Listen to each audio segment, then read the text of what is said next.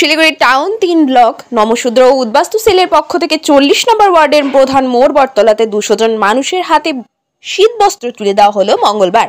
এই দিনে এই অনুষ্ঠানে উপস্থিত ছিলেন শিলিগুড়ি পৌর নিগমের মেয়র গৌতম দেব, পশ্চিমবঙ্গ নমশূদ্র ও উদ্বাস্তু সেলের রাজ্য সাধারণ সম্পাদক রঞ্জন মজুমদার, শিলিগুড়ি টাউন 3 নম্বর ব্লক জয় হিন্দ বাহিনী তৃণমূল কংগ্রেসের সভাপতি সত্যজিৎ অধিকারী ও দার্জিলিং জেলা তৃণমূল কংগ্রেসের উদ্বাস্তু সেলের চেয়ারম্যান নবকুমার বসাক।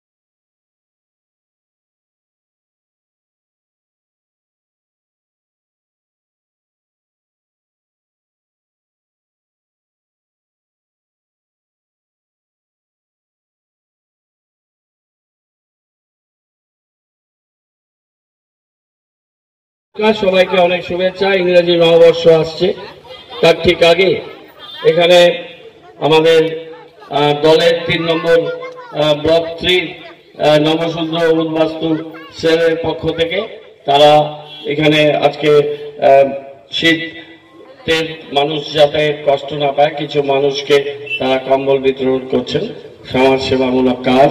এই কাজের জন্য তাদের সবাইকে অনেক শুভেচ্ছা অভিনন্দন জানাই। তারা ভালো করে কাজ করুক, মানুষের জন্য, মানুষের পাশে থেকে সবসময় কাজ করুক। সবাইকে অনেক অনেক ধন্যবাদ। নমস্কার।